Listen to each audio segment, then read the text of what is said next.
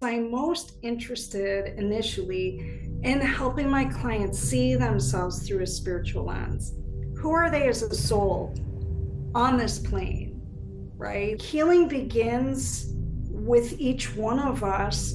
And each time we make an effort or create some space or a discipline, woven into our lifestyle to either meditate or do yoga or, hypnosis or get into some kind of altered state, again, we're creating the most fertile ground to be able to serve as a conduit to this up leveling or these higher frequency energies. So it's always shifting and changing. Nothing is static, even in the healing world. I would not be an effective helper healer in this world if I didn't have any reference point in my personal life. Do you ever get frustrated with spirit where you're like, why don't you just heal me? Hi, everyone, and welcome back to the Shifting Dimensions podcast, where we explore the unseen, the unknown, and the transformative moments that shift our understanding of reality. I'm your host, Jumi Moses, spiritual seeker and metaphysical investigator, exploring the mysteries of existence. On the show today, I am so glad to be speaking with Amy Marohn. Amy is a master hypnotist, trance medium, and metaphysician with over 30 years in the healing arts, with the last decade devoted to spiritual hypnosis and coaching. She's the founder of Sensorium Hypnosis, where she guides conscious leaders and entrepreneurs through deep transformation and authentic alignment. Amy is also the author of Whispers Beyond the Veil, Channel Teachings Inspired by the Spirit World, a guide for integrating mediumship into leadership. Her personal healing journey from mysterious illness to spirit led recovery shapes her unique approach, and her work now reaches over 18,000 spiritual seekers around the world. Amy, it is such a pleasure to have you here on the show. Thank you for being here today. Oh, Jimmy, thank you so much. I appreciate this wonderful opportunity. Yes, and we have so much to talk about, and I really want to dive into your work about around hypnosis. But before we get there, I want to learn a little bit more about you and your journey. And specifically, I want to start off at the point where you had this mysterious illness and you had no idea what was going on, and that eventually led to a near-death experience. So, can you just walk us through the illness and what happened during your near-death experience? Thank you. That's a beautiful place to start. Well, over a decade ago, Jimmy, like so many of us, I was working in mainstream employment as a rehabilitation counselor in a pain management clinic. And I had noticed that my energy level started dipping, and I started to get flu-like symptoms and lack of appetite, chronic fatigue, infections, fevers with no known origin. And I really, really was struggling to hold down a job in mainstream employment. This went on, believe it or not, for about 4 or 5 years, where I was really trying to create the illusion of good health. Because, like so many out there, I had an invisible illness. I looked perfectly healthy on the outside, but on the inside, my body was falling apart. And I started chasing doctors, all kinds of doctors in Western medicine and also alternative medicine to try to piece together what was going on with my immune system. I knew something was wrong.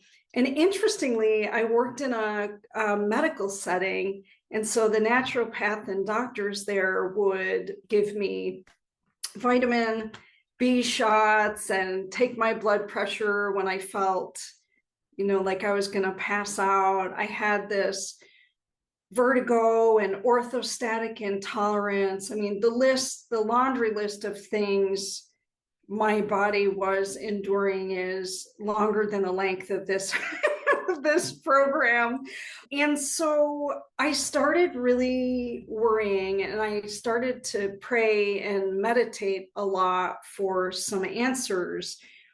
And like so many other people, I was doing lots of research on the internet before the advent of AI, just looking, typing in my symptoms and seeing what would come through in the medical journals or research. And I had a feeling that I had this condition called, it's ME for short, myalgic encephalomyelitis. That's a mouthful.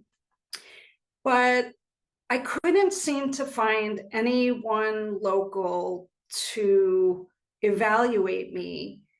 And one day out of the blue, I was typing something in, and up popped this pretty well-known doctor in Michigan, Dr. Martin Lerner. He's since passed on. And I actually called his office and I explained my symptoms, and I asked if there was any way that he could see me. And they put me on hold for about 20 minutes, got back on the phone and said, the doctor will see you this week. And after it was close to 5 years of really suffering and not knowing, having pieced together some things, I remember talking to my family, talking to my employer, and I think I set up the appointment to see the doctor the following week, who confirmed the diagnosis. But because I hadn't found him in an earlier enough window of time, ultimately, he wasn't able to help me. After 10 months of traveling back and forth to Michigan on a monthly basis, I pretty much failed his protocol. And the only thing left that he could do is administer some medication to me intravenously. But the risk was that I could lose my vision, or even worse, because at that point, my body weight was down to about 100, maybe 98 to 100, 102 pounds. So he worried I didn't have the strength to endure, the medication protocol, the more aggressive protocol. So I decided at month 10, I was going to give up, that it is what it is. Honestly, I felt so sick. I was literally preparing to die. I remember calling my financial planner and making sure that everything, I have a son, he was a minor at that time, putting everything actually into my mom's name so she would have some extra resources to take care of my son. I actually flew to New York, brought my whole family together, and got a retreat house on a lake. I didn't really explain why I was doing that, but I really wanted to bring my family together because it felt to me like whatever this is, the end was near. So all of that happened. Fast forward, I'm at home. I'm feeling awful. I mean, at that point, I can only stay awake about 2 hours a day. And I threw my hands in the air and I said, God, either take me or heal me, but do not leave me this way. And within a couple of days, I was in my bed at home, and I had this very, very profound near-death experience. And what I can explain about that is that it felt like my soul left my body at a speed that I cannot describe in human language. But unlike many others, I don't remember seeing anything. Every experience that I had in this other realm was clairaudient and clairsentient.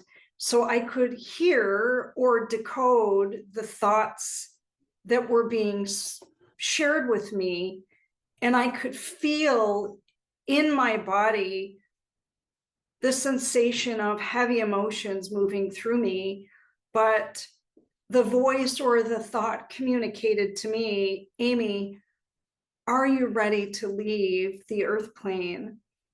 And without even thinking, I was downloaded the cumulative effect of my passing, mostly on my son and my mom and the other people in my life, in my close inner circle. And it was overwhelming. It was a combination of grief and sadness and anger and all of those things. And I also knew that, as a single mom, had I left the earth prematurely, that my elderly mom would be raising my son. And as wonderful as a grandma, I mean, she's a wonderful grandma, but I thought, boy, that's quite a burden to put on her. And it's a different experience when a child is raised by a grandparent. And so I remember thinking, no, as much as my body hurt, as much as I couldn't imagine one more day on the earth plane with this condition, I also knew that I wasn't prepared emotionally to leave my son and my family. And so the voice, the thought then communicated to me, if we send you back, you will live more intentionally. And I had no idea what that meant, but it was a contract, an agreement, and I was sent back into my physical body. Now, who knows in terms of human time how long that process took, but I will tell you it was a turning point, a spiritual benchmark in my life. And since then, nothing has been the same. So I'll pause for a moment because that was the catalyst from which all else was born. My mediumship unfoldment, my discovery of hypnosis. Yeah. And I there's so much there to unpack. Yeah. And I appreciate you for going into all the details that you did, because I think it's important for people to really understand that it was a journey of, getting sick, trying to figure out what was wrong with you for 5 years, trying Western medicine, Eastern medicine, getting to the point where you believed you were going to pass on, right? And then having this mystical near death experience, right? What's interesting about your NDE is the fact that, at least from the NDEs I've heard, right? It's usually people are in the hospital. Someone is like Yeah, around when this person is passing away and they're being right. whisked away and they're having this near death experience. But you had yours in your home, in Yeah. your bedroom. So, how do you know that was a near death experience versus a Uh-huh. vivid dream? Yeah, yeah. Well, and that's a really great question because I am a vivid dreamer. For me, I mean, I had had so many infections. I also have what's called dysautonomia, where my entire nervous system and body is dysregulated. Issues with my heart going into tachycardia and bradycardia. At the time, I had a pretty substantial infection in my lungs that was caught on an x-ray and seen by my doctor in Michigan. I had several viruses at the time, got some blood work back. And at the time, I had been fighting Epstein-Barr and a couple other viruses with the high fever. I wasn't able to I had no appetite, but it wouldn't have mattered how much I ate because, as my doctors discovered later on, my body, and there's so much more to the story, but my body wasn't absorbing nutrients. multiple body systems were just not functioning well. Although the medical community, other than this beautiful soul in Michigan who has since passed, really had very, very little understanding of ME. It's interesting, the doctor who treated me, Harvard educated man, actually had ME himself. How he worked well into his 80s is beyond comprehension. But one of the challenges that he had with ME, because it shows up so very differently for everyone, is inflammation around the heart. Now, him being a doctor, he had a much better understanding of what was going on with this body, but he ended up, I believe, taking a leave of absence and spending time in the hospital. For me, I can't even count the amount of times I had to call 911, or I ended up in the cardiac department at the hospital under observation for 3 or 4 days.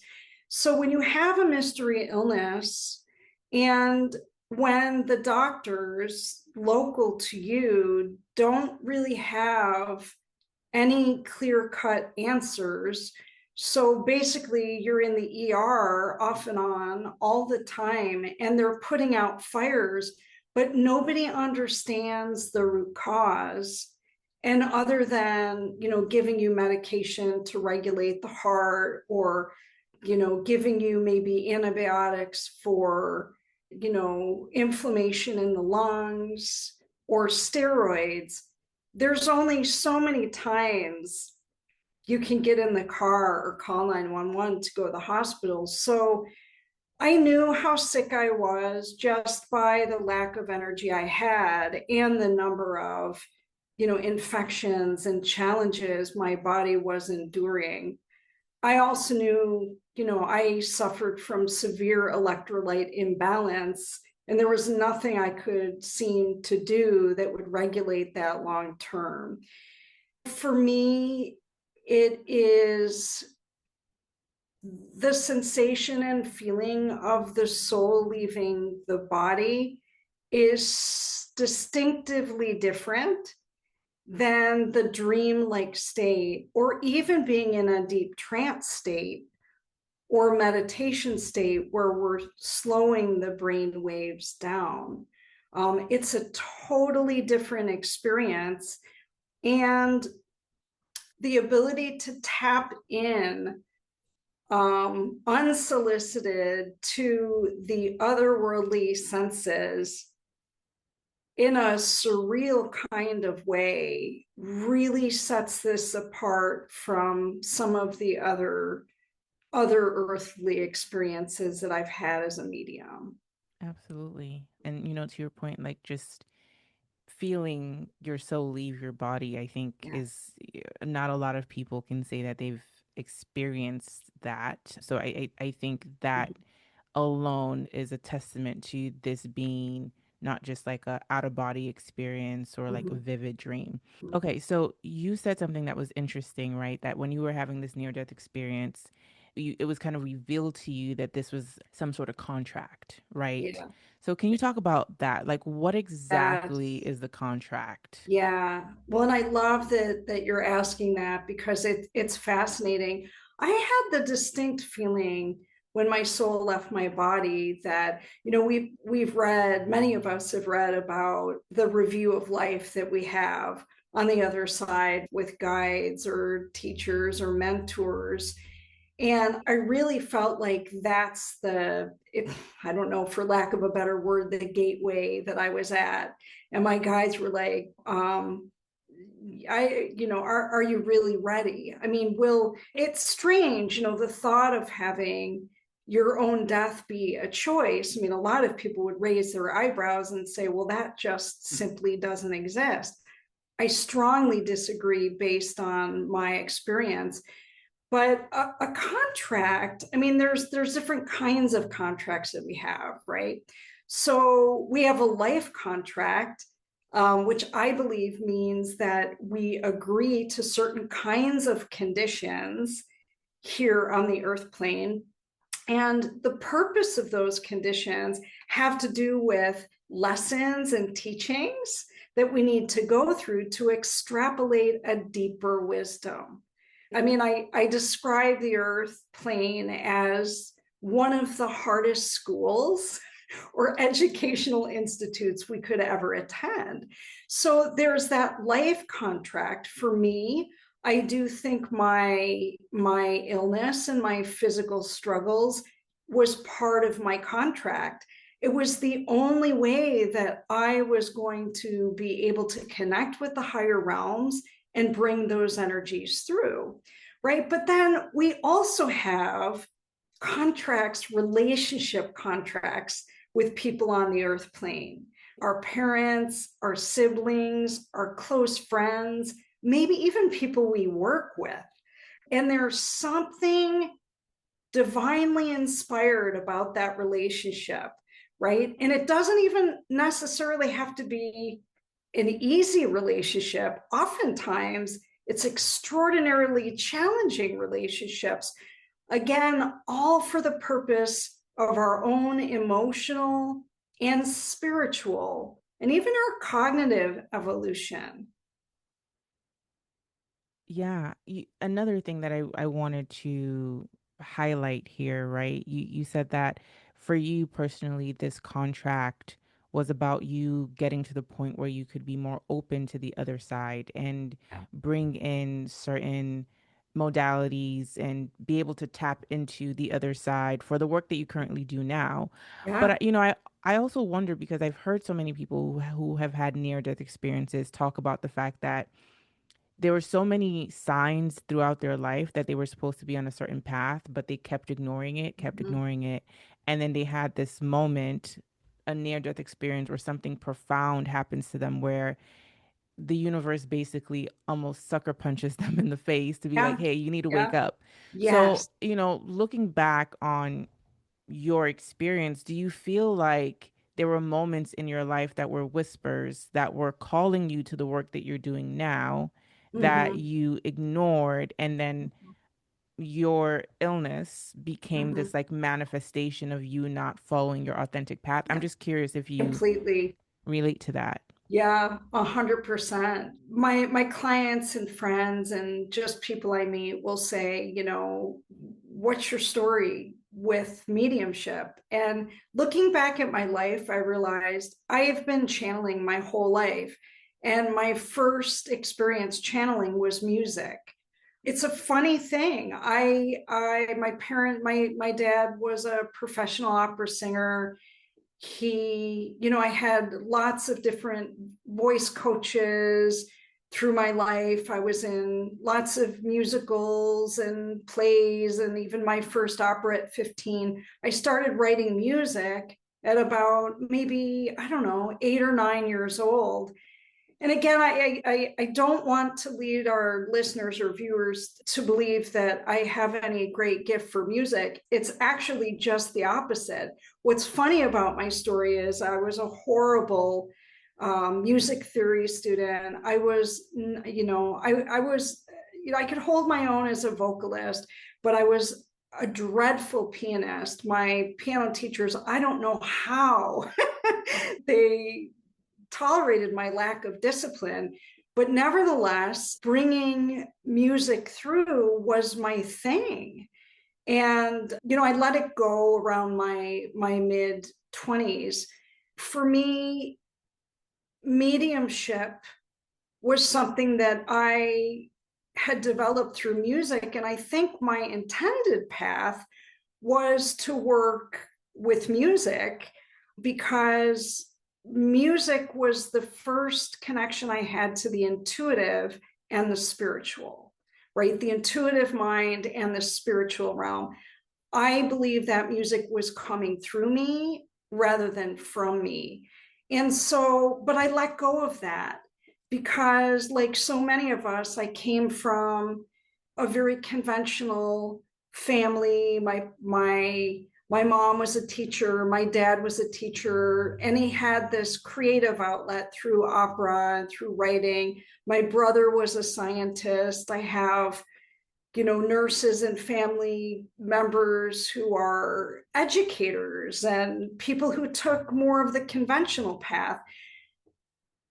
And so there was always this thing in the backdrop of my mind, or the background of my mind, saying, you'll never be good enough. This isn't real. This isn't a legitimate profession. And so, I followed a very traditional path and through the counseling field in my master's degree, which was a wonderful field, but it wasn't me. It wasn't all there was to me. And, as we follow this path, it's based on theory. It doesn't teach how to tap into the intuitive mind. And I was miserable. I mean, I worked in this field off and on for 30 years with a few breaks in other kind of more interesting fields, but nothing felt authentic. And everything felt like a dampening of my soul or my spirit. Definitely not intuitive, not creative, and not my intended path. So, Thank you for sharing that. When you yeah. say music was coming through you, were you channeling lyrics? What exactly, Yeah. what part of music were you channeling? I don't even know if Yeah. that's a Yeah. proper question. Great question. So I was channeling piano music. Mm, Songs, tunes would come into my head so easily. In fact, sometimes during sleep. And I would race to the piano in the middle of the night or early in the morning and just try to, plunk out what I heard. And then sometimes lyrics would come from me, or better yet, through me. And I had a whole group of friends who were musicians. And so there was this, I guess, sweet spot in music composition and working with other talented artists from the age of maybe 15 till maybe my early 20s. And then it kind of fizzled out. Then I decided, oh gosh, I've got to buckle down. I've got to focus on a career, a legitimate one with a paycheck, finish college, go to graduate school, do all the things, check all the boxes. yeah.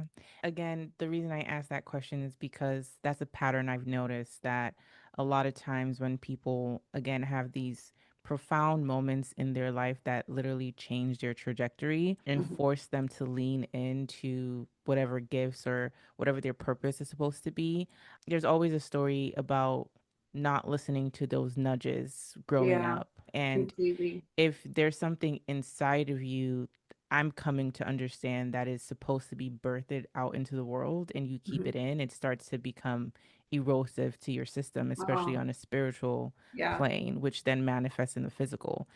Okay, so let's go back to Mhm. the point where you are back in your body after the Yeah, near death experience. yeah, What was yeah. the journey after that? Were you able to heal? And how did you find hypnosis? Yeah. It's surreal. It's almost out of a science fiction novel. So I started to hear knocking on my walls. It sounds so strange, but different patterns of knocking in the middle of the night between like 2 and 4 in the morning. Two knocks sometimes, three knocks other times, four knocks yet again other times. Very crazy. And each pattern of knock was followed by a directive: go sit in your space. So the room I'm sitting in has been transformed to office, from working at home to hypnosis room. There's a hypnosis chair behind me, but at the time hypnosis wasn't even on my radar. But I would come and sit and I would get all kinds of downloads about just spiritual wisdom. I started channeling and writing what was coming through. And then one day I was walking down my hallway between my bedroom and what's now my hypnosis room. And again, clairaudiently, a message comes through: you're going back to school. And I thought, well, that's the craziest idea. And I knew it did not come from me. It came through me. Because again, I was sick. 2 hours a day was like the max I could stay awake and alert. And I thought, that's odd. And I listened, but then also I waited because I knew there had to be more. Whatever would I go back to school for? A couple days later, I was walking down the same hallway. And again, clairaudiently, I hear, "You're going back to school to be a hypnotist." What's really, really crazy about that is I had never known a hypnotist. I had never been to see a hypnotist other than, the typical college experience of a stage hypnotist. And I had never even researched it. I had shown not one iota of interest in this field. Nevertheless, I did not even question what came through, given the juxtaposition of what this download, following this near-death experience. So I get on my computer, I Google, I find a couple different schools. There's one not terribly far for me. And I start reading the description. I'm like, this is a pretty quick program. And I've done crazier things in my life. And by then, keeping in mind, I've lost everything. It's been a year of traveling to see a medical provider that was out of network. So I'm paying out of pocket all year. I've, at this point, stepped away from my job, and I'm not having a clue. I had a couple ideas of things I might be able to do, but ultimately everything fell through. I'm literally out of money. I'm my mother's living with me at this point. She's, helping in every way she can. And so I look at this program and I think, well, I had no question in my mind. I'm being divinely guided. So I remember going upstairs to my mom's part of the house, and I said, "I've got a really crazy idea, and here it is, and here's how much it costs." And my mom looked at me, she goes, "Okay, let's do this."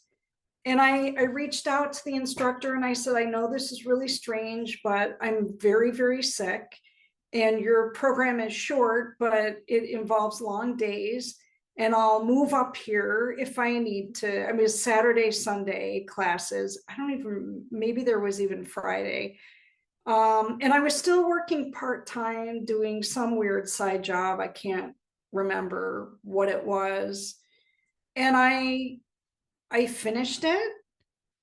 I was amazed. I could stay alert for most of it, not all of it. And I finished, this was 2016. I finished, I think, in February 2016. I got certified, and I quickly threw up a website and a couple ads. And here it is 10 years later. Wow, the fact that you got that insight at a time where you were sick, Mm-hmm. you didn't have a lot of money, and the fact that you trusted it, listened to that voice. I mean, again, it came through you. You knew it wasn't your voice. It came twice. Yeah. But again, it's still not a easy decision to make given the Mm-hmm. circumstances that you were in. So I Completely. think it's very powerful that you listen to that guidance, that nudge. Mm-hmm. And I think with everything you had experienced, I think you probably understood that there was a higher calling that you needed to Yeah. say yes to. Yeah. So, what is hypnosis? And Mm-hmm. did you figure out while in the program what spirit wanted you to do with this? Yeah, completely. So, I mean, it's interesting, like I hang my shingle as a hypnotist, but that's not really what I do. Hypnosis was, the launch pad. It was, we guide clients into a deeper state, right? We're slowing down the brain waves. And essentially, our goal is to help clients resolve subconscious conflicts, right? They come to me with any and every problem under the sun. It could be anything: relationship issues, unhealthy relationship patterns, self limiting beliefs, addiction slash too much behavior, career dissatisfaction, anxiety. I mean, just everything you would think, that and some things you might not even think a hypnotist could help with. But it is about helping people resolve subconscious conflicts, the things that hover beneath the surface of their awareness, right, that are creating barriers or blocks to them, to their desired outcome, right? Maybe somebody has anxiety, and so it prevents them from getting in their car and dropping their kids off at school or going to the supermarket. Or maybe it's something even bigger, and it prevents them from changing careers and having more options in their life. But it also, I mean, those are the kind of lighter things. Over the years, it's been more about grief and loss, and helping people and other people with mystery illnesses and autoimmune issues. So it is about resolving subconscious conflicts. It's about helping shine a light on, where does this come from? But even more importantly, like, what are we going to do with this information? Right. Yeah. And I can explain a little bit about my protocol, because again, it started very simply using the modality of hypnosis. You'll see a lot of hypnotists kind of using, early in the beginning, the one size fits all. Like, there's scripts, or there's certain protocols that you follow when you're working with these kinds of people versus these kinds of people. It was about maybe 6 months to a year into practicing hypnosis that I realized I'm an intuitive, and even more so are my clients. And so we didn't need a lot of the hypnosis tools or protocol. I mean, it was, I think, important to study and very, very interesting to learn. But spirit started moving through me, and I started layering in my version of energy healing. My clients seemed to be getting better quicker than I had ever imagined. So I started, over the years, needing to see clients for fewer and fewer sessions. And then I started getting, more and more of the same kind of downloads that I got in my journey toward my clients. And again, this was without really taking any classes, without getting. Now, later on, I did go take quite a few more classes on psychic development and mediumship from people on the internet who were very well versed in these areas. I studied more about different forms of energy healing, just so that I could understand the vernacular, and I would have a greater framework for understanding some of these gifts or refined skills. But it became more and more apparent over time that what I was really doing is helping my clients ignite the healer within themselves. And right, for those who are open, we were more or less not only opening up new neural pathways, but blowing open their spiritual pathways to be able to strengthen their connection with the etheric realm, however they define that. That's beautiful. And I just want to highlight something that I pulled from your website where you kind of mentioned that traditional hypnosis. Hypnosis, yeah. Uh-huh. You mentioned traditional hypnosis tends to focus on behavioral change, right? Like when people are trying to interrupt their patterns that keep them on a certain trajectory that they no longer want to be on. But you kind of talk about the fact that you do much more than that, right? Like you tackle intergenerational trauma, Yeah. releasing karmic patterns, aligning with one's soul's purpose. So there it's multifaceted, and it's really going into the spiritual aspect of things. And because you talk about helping people navigate karmic lessons, do you do any sort of past life regression with the work that you do? Because I know that that is a big thing with like past life regression. I think is a form of hypnosis, but specifically Yeah. focused on Yeah. past lives. So do you do that as well in your work? I do. What I can say is I'm most interested initially in helping my clients see themselves through a spiritual lens. Who are they as a soul on this plane, right? Like, let's take a look at this life and the lessons and teachings of growing up in this particular nuclear family, or having this romantic partner, or these kids in this lifetime. What are the lessons and teachings there? Because I mean, start right from where you are now, even the lessons and teachings in one's career path, and their spiritual leanings. Like, what can we glean from these experiences that will help shine a light on your soul and your purpose? So we start there. And I also firmly believe that we can resolve subconscious conflicts as an important goal, but it goes even deeper. I believe that so much of our emotional trauma is trapped in the cells of our body, right? So many people walk around not even realizing they've been in a state of hypervigilance for decades, right? It's just that it's been normalized, right, to themselves, right? They're used to having anxiety. They're used to going into fight or flight, and they've just somehow adapted.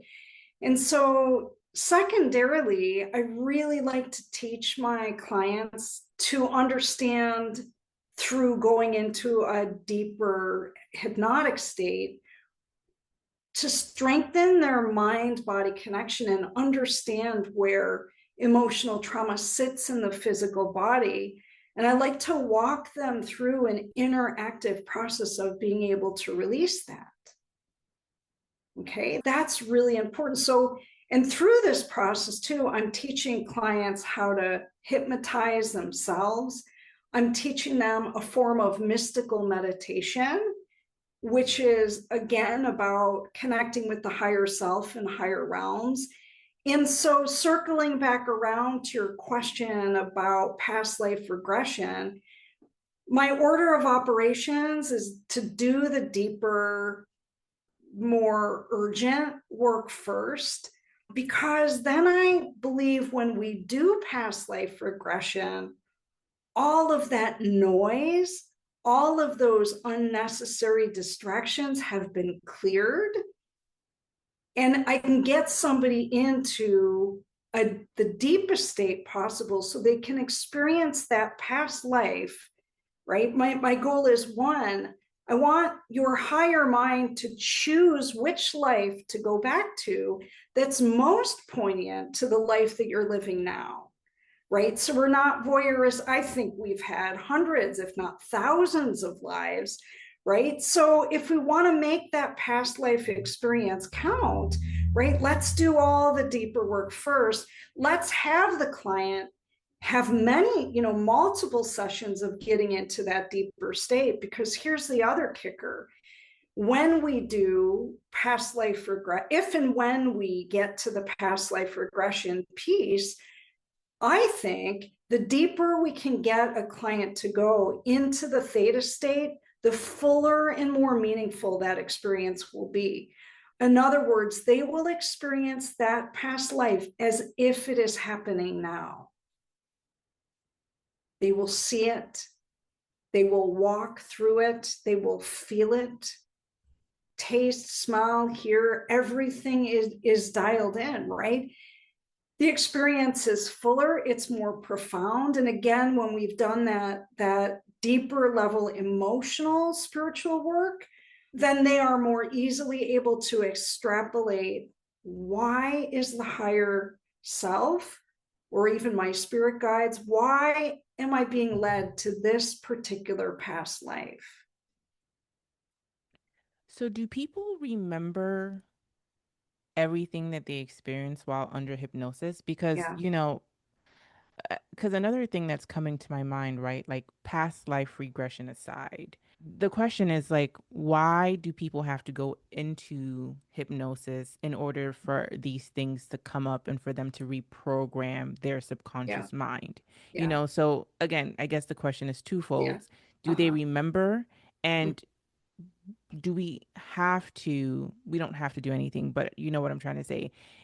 Why is hypnosis important for people to be able to mhm, make such radical changes to their subconscious mhm. mind?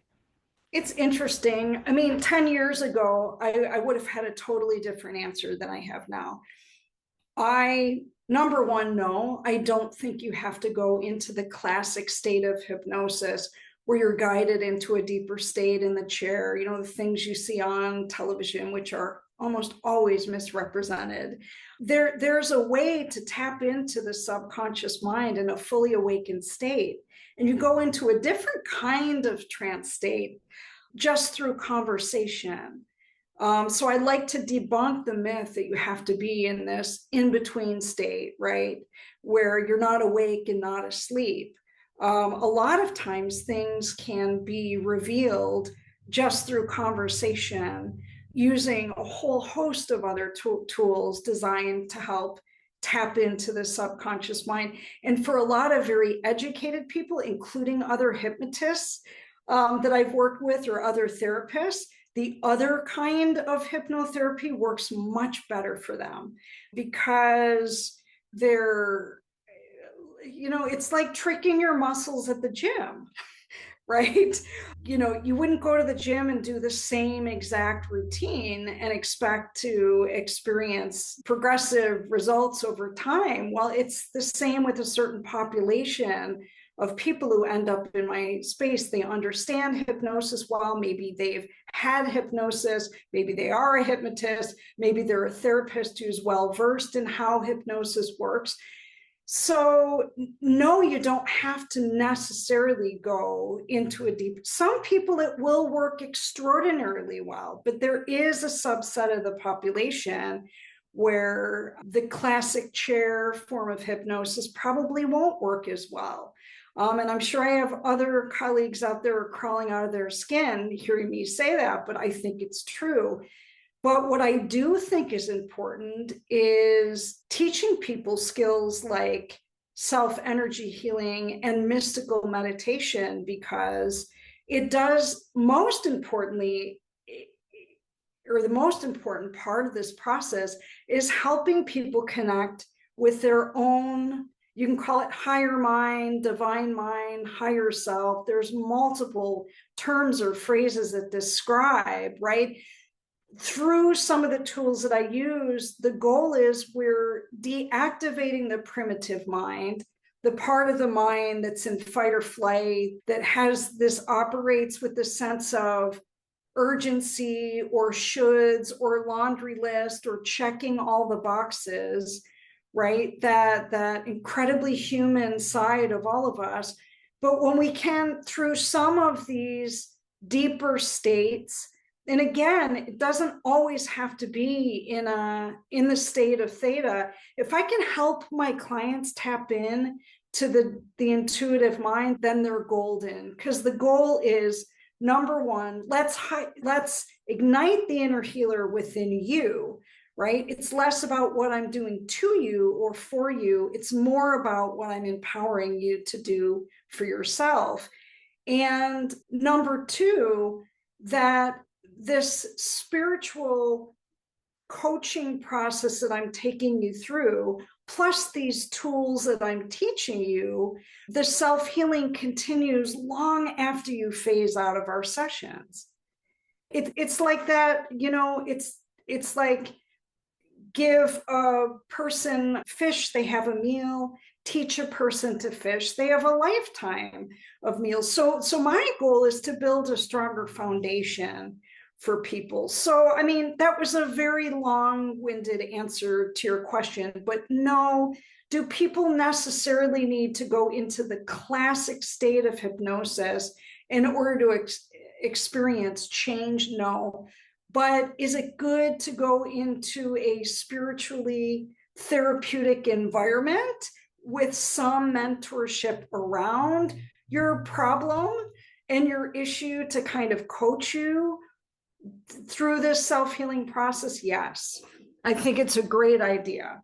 And I think there's other helper healers out there who have alternative healing modalities that would be equally beneficial for the types of clients who I see.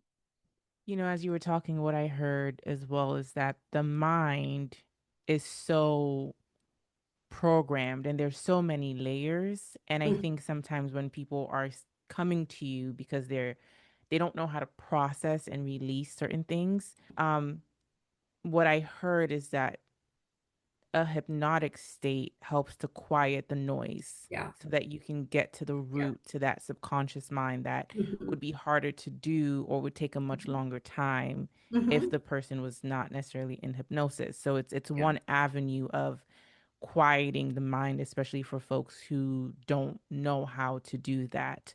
Mm-hmm. Um, the other thing I asked was, do people remember once they're out of these hypnotic states? Do they Yeah. remember what happened, what Yeah. they experienced? Yeah. Well, it's interesting because that answer is twofold. One is yes. I mean, most people, there's 4 states within theta. I think there's more than 4 states, but textbook around 4 states. I will say when I'm doing just, I don't want to say I do just straight hypnosis because I don't know how to peel out all the other things, tools that I've layered into this. But when I'm doing more of the classic form of hypnosis, people will absolutely remember everything. What I will tell you is when I'm really, really, really working hard on energy healing and helping my clients release things, there are times where my clients dip down beneath the lowest state of theta into almost a sleep state. And I wouldn't know this except that I've done this hundreds and hundreds of times with clients to know that when we get into the deep energy healing, when I'm doing trance healing and I'm pulling in frequencies and energies from higher realms, it's actually better if my clients kind of drift into a sleep state. I know that it's effective just based on the outcomes that they report in their next session or the emails that I get from people after they phase out of sessions. I always ask for a level of healing that the client can easily accommodate. And I always ask for a level of healing that is for the client's highest and best good. And then, I leave it to the guides in the etheric realm to continue after session with whatever else might need to be released. But some of my clients will, when I'm pulling them out of these deeper states, will say, the last thing I remember you saying or doing is this, but I feel like I might have drifted off or I dipped down. And I can tell just by people's breathing patterns and their eye movements when they're in that deeper state. And it's a beautiful state to be in when there is a history of trauma, either from this life or even going back to other lives, because again, I can almost feel spirit taking over that session. And my clients will say sometimes, I don't remember hearing you, but I remember certain sensations like electricity, a feeling of electricity moving through my body, or I felt something release in my heart chakra, or I saw a burst of colors, maybe pink or purples or blues, or I felt my heart, kind of speed up or cramp, and then I felt this huge release. And then I drifted into a deeper state. So those are the kind of things that my clients will report. As a brand new hypnotist, 10 years ago, I would have panicked if someone went that deep. And I'm like, no, come back up. But now with practice, I can say when I start layering in spiritual hypnosis with energy healing and trance healing, that my clients will drift off and they may not remember like chunks of time. That's normal, but it's also part of the trance healing experience. What a very powerful modality that is. And going back to you, you talked about how a lot of the work that you do is to ignite the inner healer within someone. So, Yeah. going back to you and where your health is today with the work you've been doing, has hypnosis helped you kind of reverse a lot of the symptoms that you were experiencing with ME? Where are you now in terms of your Mhm. health, if you don't mind sharing? Yeah, not at all. I'm actually really jumping. I'm a walking miracle. I'm actually so in terms of the ME. I mean, I have symptoms every day. I have the same kind of challenges at different volumes on different days. A lot of other people around the world who have ME would say, "Oh wow, you're so lucky. You're so high functioning." But I would say to that, I live and work in my home. So my clients come to me. And I have a kind of a boutique business model in the sense that I am more interested in working with other helper healers than any other population in the world. So I see fewer people than probably a lot of my colleagues do. But my sessions are also longer. I truly believe that if I were to attempt to work in mainstream employment, I would not do well. But because I am able to draw from the physical, cognitive, spiritual, emotional, all of the things from the higher realms in my work, I believe every day, all day, I am being aided. The other piece is last year, after another condition resurfaced, I ended up being diagnosed with a very rare digestive disorder, and very rare, like 2 out of every 100,000 people rare. And that was a whole nother journey. And I ended up at a trauma hospital in Seattle last year around this time. And it took 9 months from the time I was diagnosed with this condition till I got on the surgeon's table.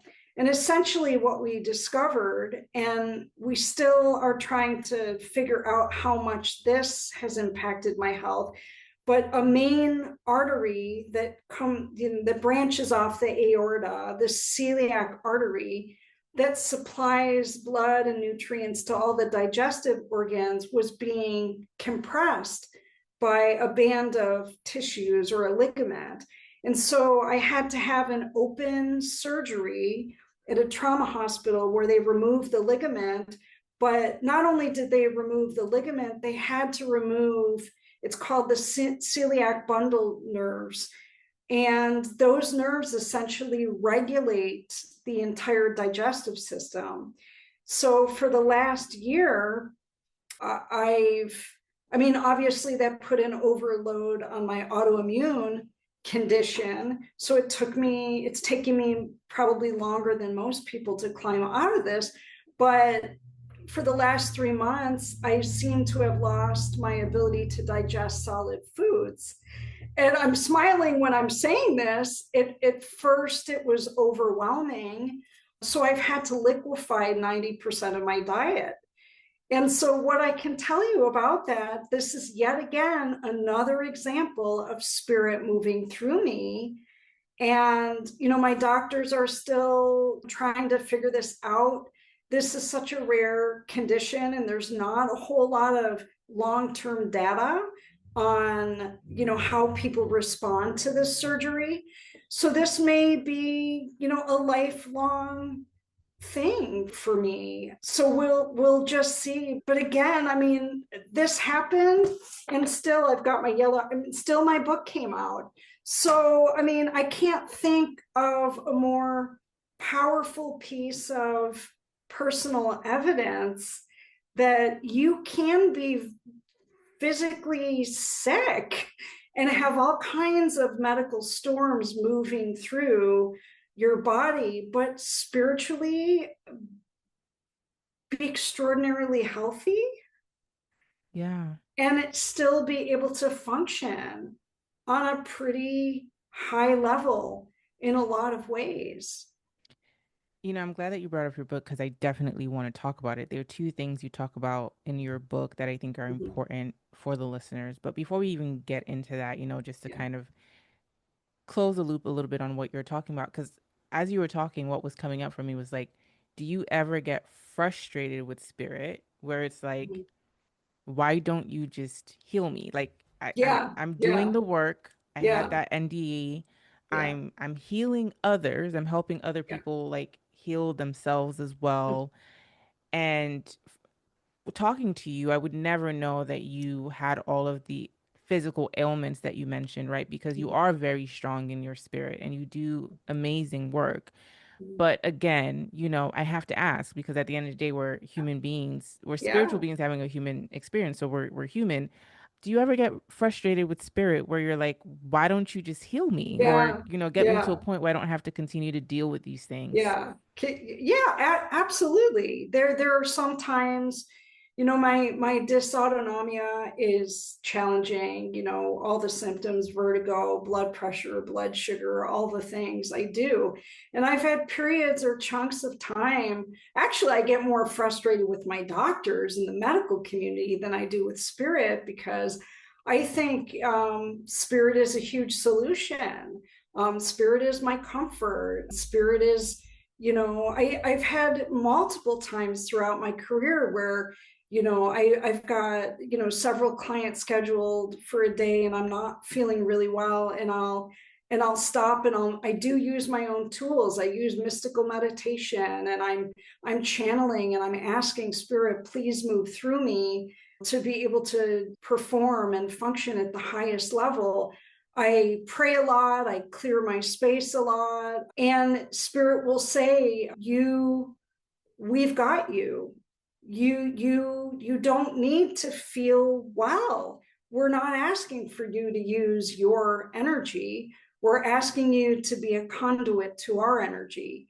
And so once I understood that principle, I mean, it's amazing. I think in the 10 years that I've been working in this modality, there was only one time I had to last minute cancel on a client in 10 years. And the reason I had to last minute cancel was the day I was diagnosed in the hospital with this condition, this digestive disorder. And then there might have been maybe one other time where I think it was COVID or something. But that's a pretty good track record. So I don't know that I necessarily, my relationship with spirit is so strong and so fluid. I think in the beginning, right, that story of like either take me or heal me, but don't leave me this way. Then their answer is like, okay, well, we're going to heal your soul. We're going to do the best we can for your body on the earth realm, but we're not going to leave you the way that you were before. I have seasons where I don't feel well at all. In fact, the last 3 months, I've lightened my load a little bit as I function, focus on my book.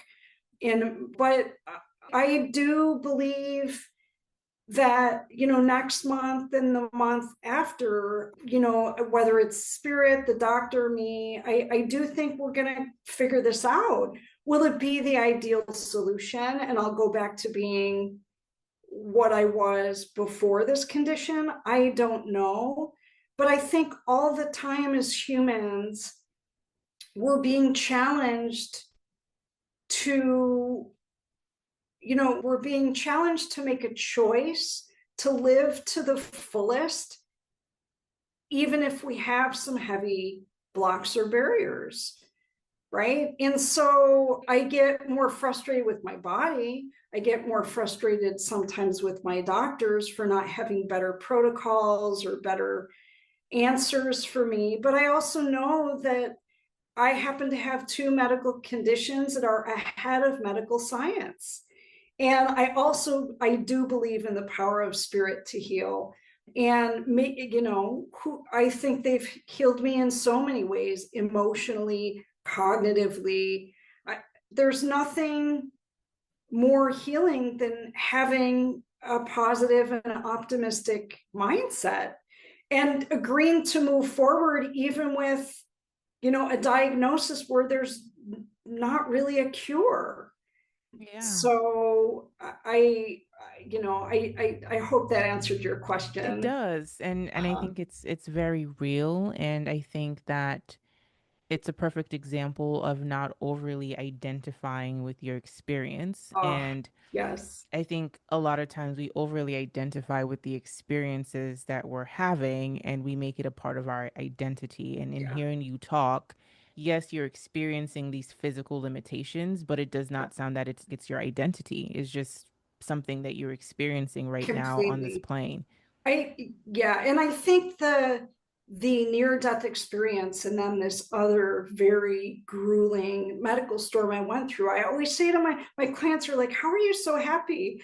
And I just laugh because I live in my own parallel universe. I have one foot in the etheric realm all the time, pretty much, and the other on the earth plane.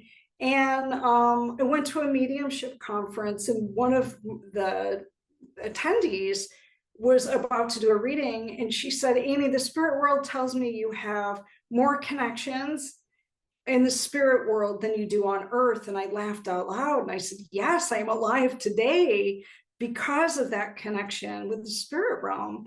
So to others who are struggling with, medical storms and, the unknown, I'm like, I always say, it is, as long as you keep breathing and you have a pulse and you have some brain activity and heart activity, keep moving, You keep know, moving. yeah, absolutely. It reminds me of two things. One is from this documentary that I watched, and the other one is from something that you said that I think is important. So, starting with the documentary, I was watching this on Netflix, and it was just this guy who was visiting different places in the world that have a high population of people who are well into their hundreds.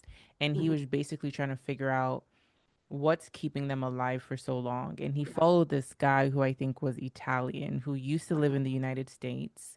And at some point, he was diagnosed with cancer. So he's like, well, if I'm going to die, then I'm just going to go back to my home country and live out the rest of my days there. He doesn't die. He actually starts a winery, and Yeah, he I don't think he ever went into remission, but he looks amazing and he's yeah. living his life. And it's always funny how, people think like certain things are supposed to be a death sentence, and on one hand they could be, but I think it's all about perspective. And I think him going back to his home country where Hmm. he's less stressed and he's Yeah. around family Oh, and stuff, it's like he yes. might still have that illness, Yeah. but it's not killing him. Like Yeah. he's living his life. Yes. And then the Uh-huh. second thing that the other thing that I wanted to touch on, and it's related to something I heard you say on your podcast, which is people like really urging people not to overly identify with their trauma, Oh, right? Like, don't 100%. make Yep. your trauma an identity. And I think I really love that you said that, because I always tell people that all because you're experiencing something doesn't mean that that's who you are. And Yep. I think some might argue that spiritual bypassing. So I would just love to hear your thoughts on the importance of not identifying with our trauma, and what do you say to people who might argue that maybe that is some sort of spiritual bypassing? Yeah, yeah. Excellent thought and question. One, I would love to remind people we are a soul first, having a human experience. Many light workers have said that across time. And to keep that in mind. And in terms of the trauma, I mean, what's the purpose of suffering? Right? Again, it's for the lessons and teachings and the wisdom and enlightenment that comes from those experiences. Look, I mean, if we all just floated through the earth plane experience without any hardships, without any illness, without any, losses at all, how would we know who we are on a deeper? I always say our struggles and whatever it is in our life, our battle wounds and our scars, that's what gives us the depth, right? That depth of experience. I would not be an effective helper healer in this world if I didn't have any reference point in my personal life. The other piece of it is that you shared from the documentary that you watched is that, like, hey, people, wake up, look at your lifestyle. I mean, leaving mainstream employment was the best thing I did for my soul. And I do believe it was the best thing I did for my health. And it's not that the people I worked with or the clients who I helped weren't worthy of being around. I just recently reached out to my last boss in mainstream, where, I mean, beautiful, again, light worker person, just so we could exchange notes on what's happened in our lives and in our businesses in the last 10 years.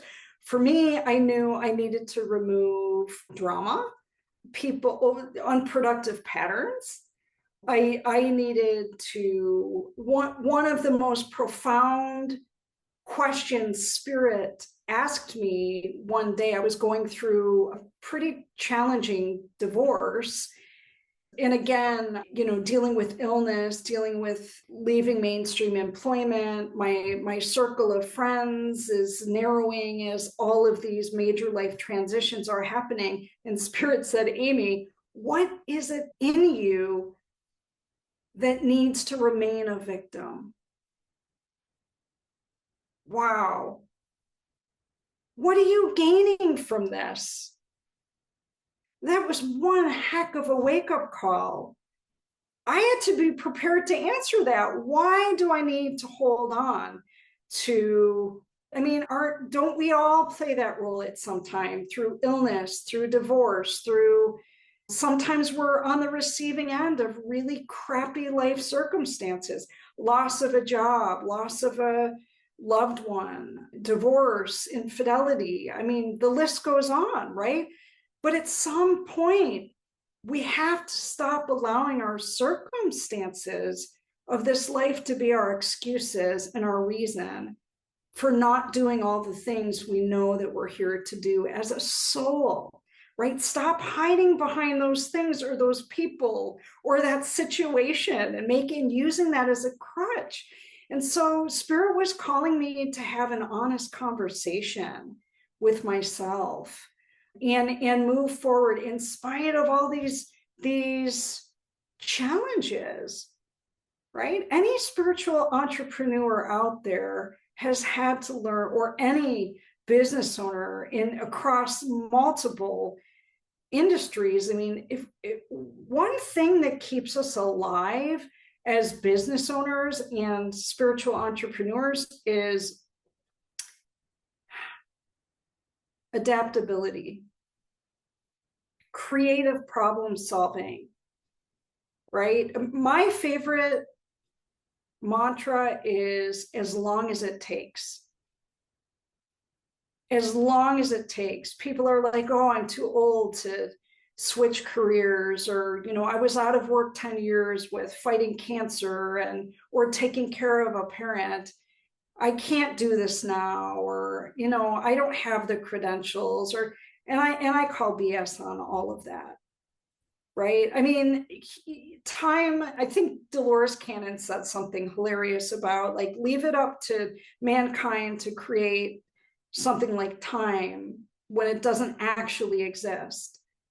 Right? In the spirit realm, I believe whatever we don't finish here, we complete in the afterlife.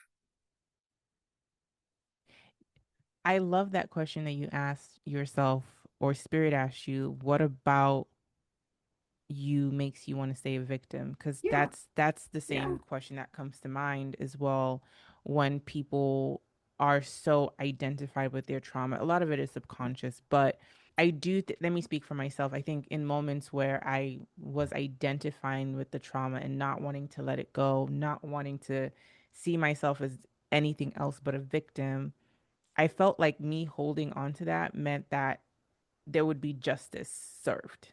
Yeah. And it's Yep. like if I let it go, then like the villains in my story will be set free, or you Right. know what I mean, or they will go Right. scot free, and there won't Right. be any justice. And um anyways, I won't go too much into that, but that reminded me of what I realized about myself when I was overly identifying with my Mhm. trauma. I want to switch and talk about your book because I think it's important. I really love the name, Whispers Beyond the Veil, Channel Teachings Inspired by the Spirit World. I have to ask at first and foremost, what made you want to write the book? Why was this brought to you? Because I'm sure that this was impressed Yeah. upon you from Spirit. Yeah. Well, it's interesting because I had no intention of writing a book, at least not any time in the near future. And this is wild. Back in June, I went to a mediumship conference, mediums from around the world, some of the most incredible, highly advanced souls. It was like Disneyland for mediums. It was just absolutely amazing. And I got some amazing training. I met some very, very gifted colleagues. And there was a trance healing exchange with a beautiful woman medium from Philadelphia who had recently relocated to Florida. We exchanged trance healing, and something very, very powerful happened as she was working on me.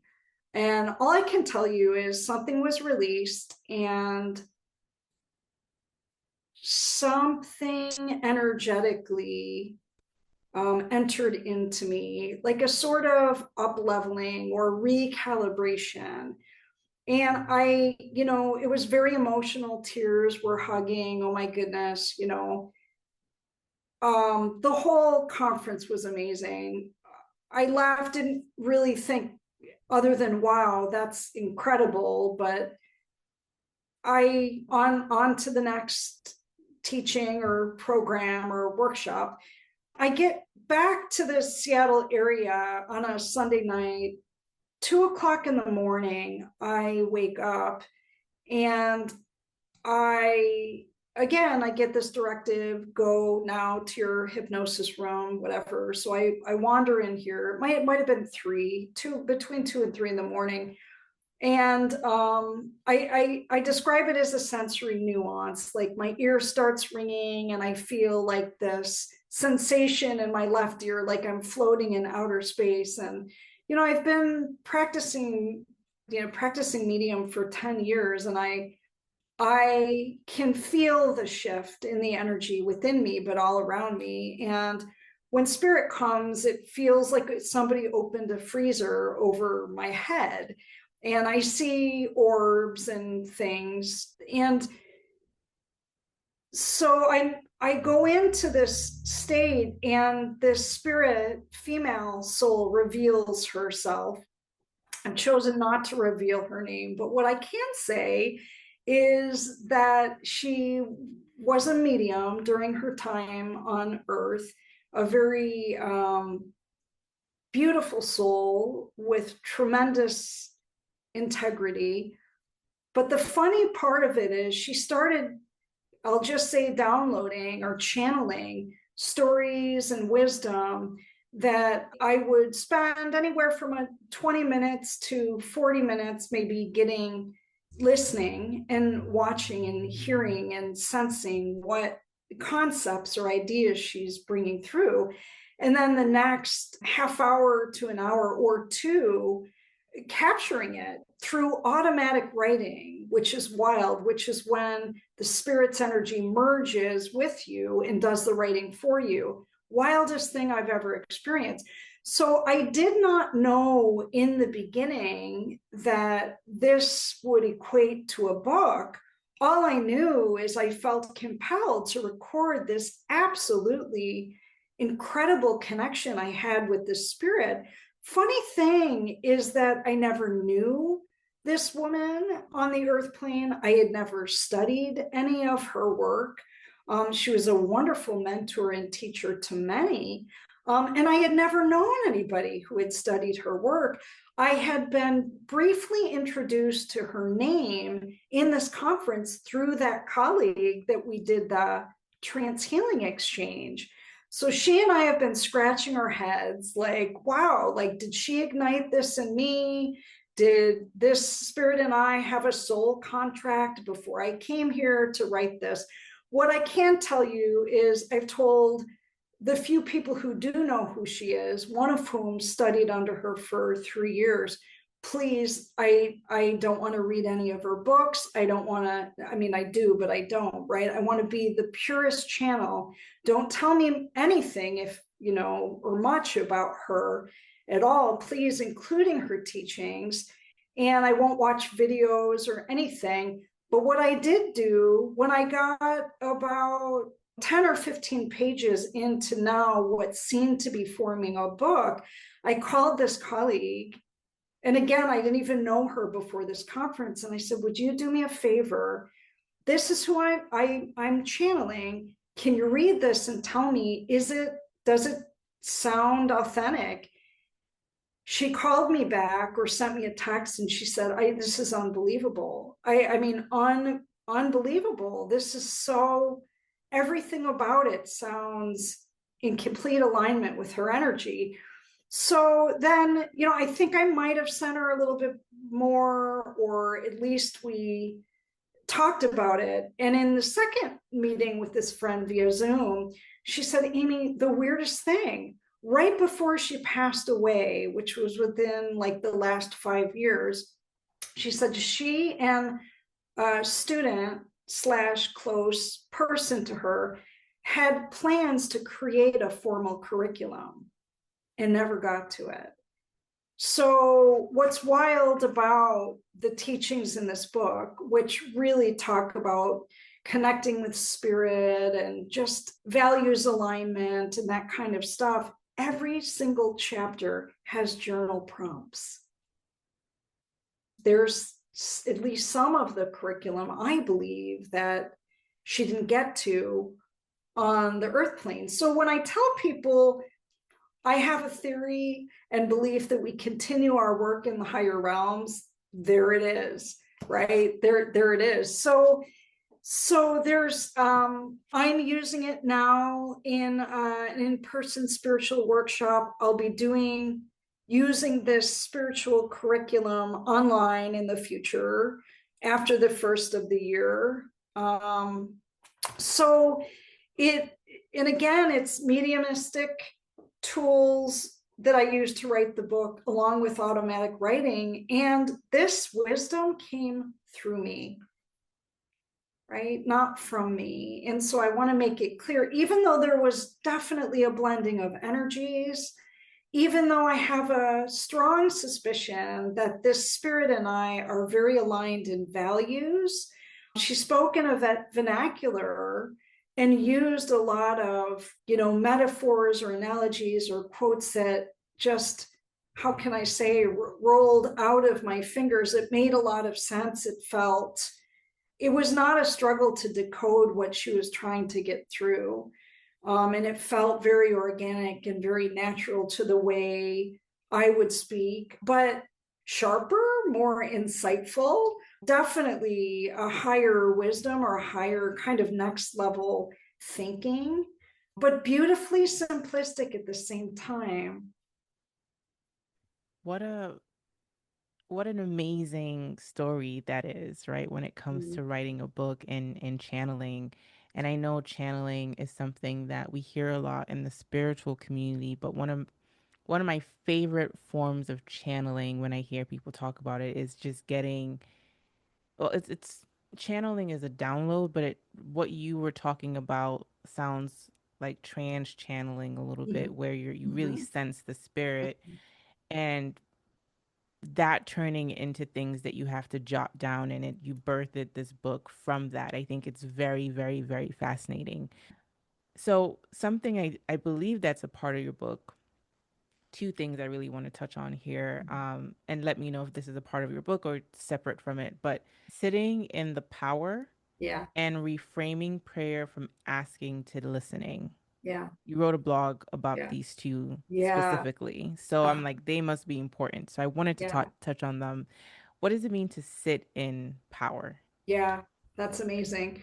Understanding that most of my clients are helper healers in their own right. They have strong spiritual backgrounds or beliefs. The number one question I get from people is how I do feel a sense of spirit, but how do I strengthen that connection? And or it seems like spirit moves through me randomly. So how do I call forth that connection in a more intentional way? And so I have been teaching mystical meditation for years, and sitting in the power is a lot of the same thing, right? We're releasing our agenda.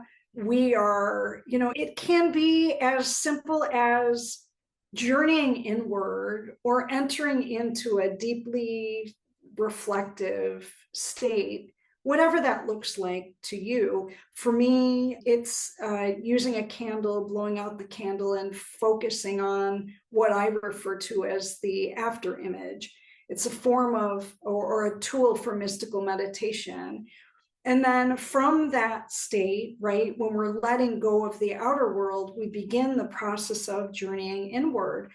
And by simply asking spirit to come closer, which is, I've heard other mediumship mentors of me use that phrasing, right? So I'm borrowing it, come closer, or some similar type of phrase where we're just saying, we're making the intention of letting go of our agenda, letting go of our laundry list of things that we're wanting spirit or higher power to do. We're letting go of the egoic mind, right? And we're just saying, hey, spirit, God, whomever, whatever, please come closer. Please be present. Right? I like to follow that up. That's sitting in the power, right? We're, in a sense, we're opening up our spiritual pathways and allowing whatever is going to come through with no expectations. It seems so simple, right? We can chase that by saying, if we, this is my personal protocol, is spirit, what is it you'd like me to know? So simple and powerful. To quote something that I believe you said Mhm. when I read the blog, you said it's not about reaching, it's Yeah. about allowing spirit to Yes. come to Yeah. you. You don't have to reach for it. You don't have to reach for spirit, but creating the space for spirit to come to you. And I thought that was really powerful. Not reaching, but allowing. I think Yeah. that those were the words. Uh, They just mhm. popped into my mind. So Mhm. I love that so much because I think, and I don't think there's anything wrong with it, but I think as human beings, sometimes when we want to have that connection with spirit, we're trying to go into this meditative space. Sometimes we are inadvertently reaching for something rather than just allowing things to come up Right. naturally. Exactly. I mean, instead of, we focus so much on, well, if we just have the right phrasing, or if we ask, just the right way for something, or we're waiting, she says, for the fireworks, but it's usually very subtle signs, right? I mean, so many different ways that spirit can connect with us. Some, for me, my stronger connection is clairaudiently, right, where I'm hearing, or I'm able to sense ideas or themes that are coming through. But it could be a sensation or a strong sense of love or protection coming from the higher realm. It could be in the form of a memory or a simple scene that's projected from the screen of our mind. It doesn't have to be anything grandiose. And if we pay attention over time to the feeling that we get, I think clairsentience, being able to sense or feel energies move through us, is just as powerful, if not more powerful, than, having a word or a coherent phrase or idea come through. But if we're not creating space to become better acquainted with spirit, we miss all of these subtle sensory nuances. 100%. And I think that kind of goes into the other part that I wanted to talk about, which is reframing prayer from asking into listening. This really piqued my curiosity. I'm like, Yeah. how is that possible? Yeah. It's amazing too. So I mean, there's so many things layered in here. I teach mystical meditation because, again, it's slowing down the brain waves, where there's so much that's going on without us even consciously being aware of it, deactivating the primitive mind, connecting with the higher mind. The higher mind is the part connected to the etheric realm, right? So anytime we're tapping in, right, to the divine mind, the higher self, the intuitive mind, whatever we want to call it, we are allowing now. And there's a shift internally with our own frequency. I call it recalibrating, to as we recalibrate to the frequency of the higher self, then we begin to align with the frequencies of the etheric realm. I mean, what is mediumship? We're all mediums, by the way. Just some of us are creating more space and working on refining our gifts through strengthening that relationship with the spirit realm. But we're all mediums. The book gets into that. But what is mediumship? We're raising our frequency while the higher realm, right, is lowering their frequency. But then somewhere in there, those frequencies meet. And then we're allowing, then we're listening to what spirit, instead of guiding this meditative state or this session or this prayer, because this spirit in this book says that, sitting in the power and the ask in this deep meditative state is the highest form of prayer, because we're releasing the egoic mind. We're releasing any side agenda that we have. We're releasing our humanness, and we're basically entering kind of this humble servant frequency, where we understand that we are spiritual beings and we are here to serve others. And then spirit, we're creating the most fertile ground for spirit to share more with us, more enlightened wisdom, more higher energies, so that we are in alignment with the most authentic version of ourselves, right? Our spiritual selves, our soul selves. Yeah. And as you were talking, what I heard is that phrase of like reframing prayer from asking to listening. What came up for me was like, that puts you in a position of being in conversation with spirit rather Yes. than talking at spirit. And of course, there are Yes. different forms of prayer, but I think this prayer that you're talking about is a calling for communion, right? Yeah. Where you're in Completely. conversation with spirit. So that listening aspect, rather than just asking, you're also listening to the guidance from spirit, if there is guidance, right? Or just a Right. conversation. So Yeah. I really like that, put things into a new perspective for me, for sure. This has been a great conversation. I've asked you a lot of Yeah. questions. We've gone down different rabbit holes. So I appreciate you for going on this journey with me. I think the listeners are going to really enjoy this conversation. I always close out the show by asking my guests if they've shifted in perspective on anything recently. Since the podcast is called Shifting Dimensions, I believe that we're constantly Yeah. shifting dimensions, and that's Mhm. through the change of our perspective. So, if there's anything you would like to share, I'd be honored to hear. Yeah. I love that question. Well, For one, interestingly, in the last couple weeks, I believe I've created a connection with ET energies, which is exciting and fascinating. I promise I'll write a blog on this because they've shared with me the evolution of the human soul, which was such a unique and progressive understanding of the soul. So I'll share that again in a blog because it's kind of lengthy. And the other piece of it is I believe that through each season of life or season of our evolution, that even the frequencies in the etheric realm are shifting and becoming higher and higher.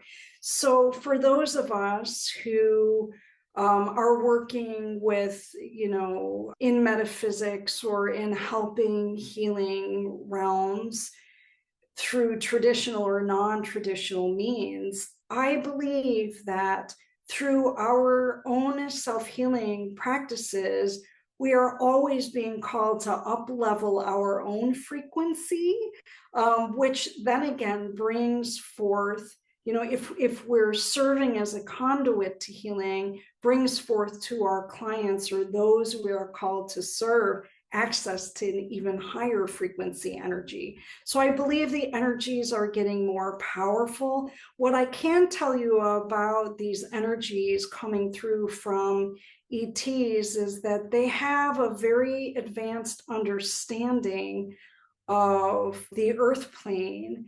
And even just today, some more wisdom was trickling through about nutrition and digestion and how harmful some of our food sources here are on earth. And I have a lot of faith that they're going to bring through other means of sustenance besides food on the earth plane. It's kind of mind-boggling. So never say I'm done with training or learning or expanding. That I believe, again, healing begins with each one of us.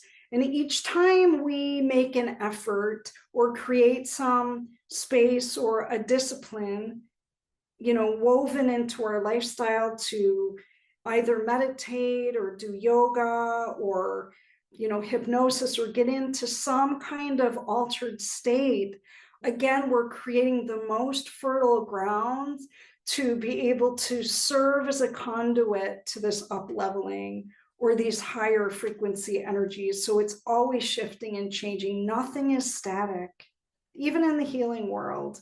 Yes. So beautiful. Thank you so much for sharing that, Amy. Mm-hmm. Where can people find you if they want to work with you, read your Yeah. blogs, or purchase your book? Well, wonderful. And so the name of the company is sensoriumhypnosis.com. So sensorium means senses, Sensorium. I know it's a long, looking back, it's like, couldn't I made it more simple, but that's just not me. So sensoriumhypnosis.com, you'll be able to, see the book, you'll see the blogs. In the future, you'll see announcements for online workshops. It'll connect people to all my social media accounts, my podcast that I've been a little lax on while I'm doing these amazing podcasts, but it's all there, and they can book a consultation. It's free, 30 minutes, and it gives me an opportunity to meet some amazing souls and listen to your story and begin to wrap our great brains around some of the tools that I use that might help others. Amazing. I'm going to leave all those links in the show notes. Amy, thank you again for stopping by Shifting Um, Dimensions. I thoroughly enjoyed this conversation. This was great. oh, me also. Jomi, thank you so much for all the healing energy you bring out into the airwaves. I appreciate you.